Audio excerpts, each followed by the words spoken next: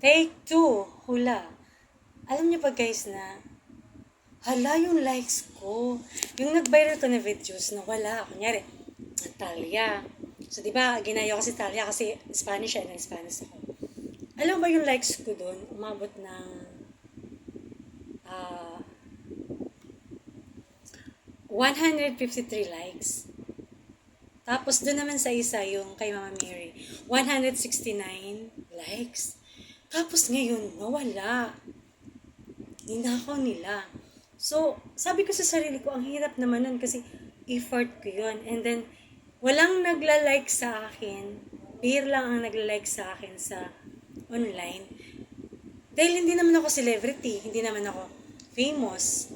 So, ordinary lang naman akong tao. So, ngayon, ang point ko lang doon, sayang na yung effort ko, di ba? Kagaya nung mayroon ako ditong customer na na-depress talaga siya dahil kumikita na siya doon. 2 beses. Yung subscribers niyo, umabot na ng 100,000. And then, nagsahod siya ng first is 55,000 and then pangalawa.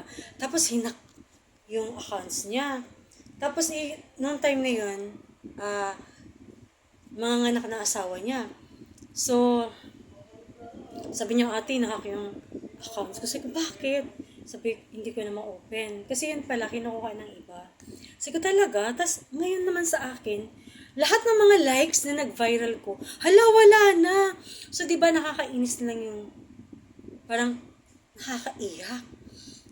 Tapos, hindi lang ako maiyak.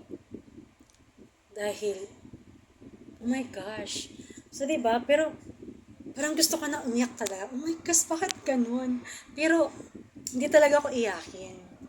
Umiyak lang ako yung, na-heart lang talaga ako dun sa sinabi ng, mahal ko, yun lang. Pero pag mga ganito, masama ang love ko, pero hindi naman ako niyak. Parang ang sarap lang, bugbugin. Di ba yung parang, hindi ka naman sikat, tas hindi ka naman celebrity, hindi ka naman artista. So, di ba yung parang, oh my gosh, bakit nila nagawa sa akin? Tas parang, hindi pa nga ako nagsasahod sa YouTube. Tapos, una, hindi pa ako sumasahod sa YouTube. Pangalawa, hindi pa millions ang mga views ko at saka likes. Tapos yung kakaperang gudla na 159, 169, 793. Nawala pa?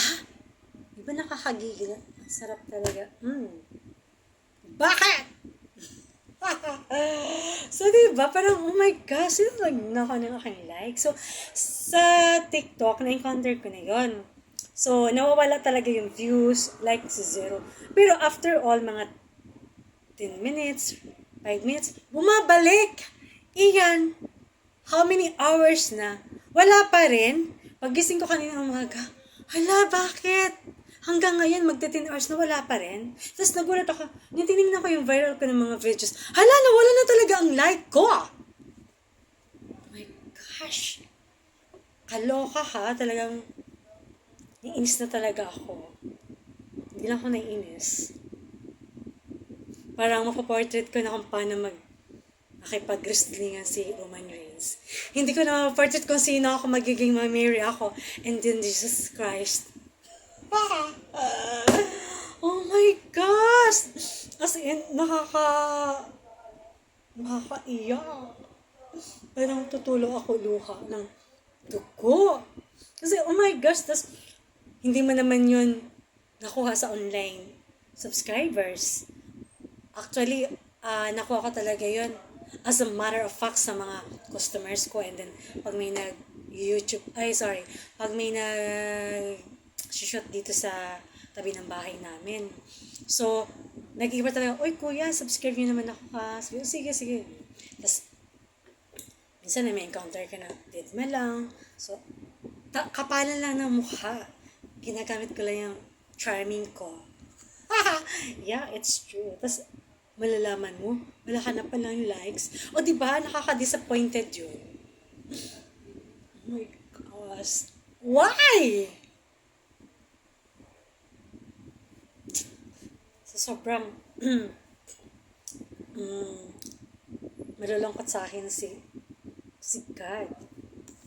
Dahil nag-effort ako ng bonggang-bongga sa sarili ko. Tapos, mawawala lang pala yung mga likes ko. Oh my gosh, hindi pa nga ako sikat. Hindi pa ako nagsasahod in the first place, ha. First, hindi pa ako nagsasahod. Second, hindi pa ako famous. Hindi naman ako celebrity, di ba? So, at saka hindi naman ako kilala. Tapos, kukunin pa nila yung aking likes.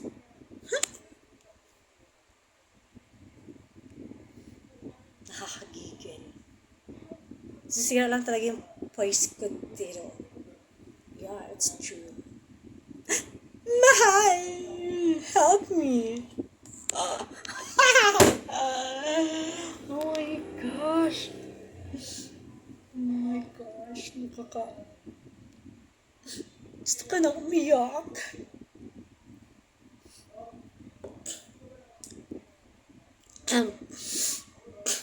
Pero, hindi naman ako OA. Pero yan talaga ang totoo. Sinasabi ko ng totoo. Pero, matapang talaga ako. Kung pwede pala ako maging invisible, tapos makita ko na sino ko na lagot sa akin. Okay, so bye guys. So, nag-share lang ako sa inyo kung bakit nawala yung aking likes. Yeah, it's true. So, naging voice ko. And then, check yung mukha ko. Pero, maganda pa rin ako.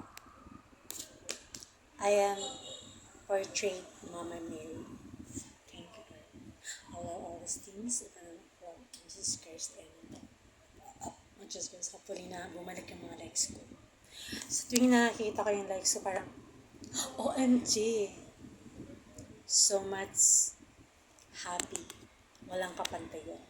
Hindi mababayaran ng kaligayahan ng isang tao ng pera or material things when it comes to happy. Yung napasaya ko lang yung buhay ko na nag-enjoy ako dito sa TikTok. Even though na wala akong likes sa iba, even though na ako talaga hindi mawala na likes, ako pa yung like, even though na konti lang yung views ko, I am so much happy. I am satisfied and be content kung ano yung mayroon ako. So, may pakita ko lang yung talent ko dito. Masaya na ako dun sa part na yun. Mawala ka man sa mundo, at least mayroon kang souvenir and remembrance. Makikita ng mga anak mo and then yung mga apo-apuhan sa tuwa. Diba? Oh my gosh, iyan pala ang Grand Me ko. Sobrang ganda. O, diba? Tapos, glamorous. So, ganon. Because confident is better than perfectionist. Nakita ko yun sa FB. And then, ako, aminin ko, so much overconfident. Yeah, that's true. Because that's my reality attitude. No filters, no fabricated. It's such a wine. Because that's me. I'm in this 29. Boom, penis, happy hood. Thank you, Lord. Love you guys.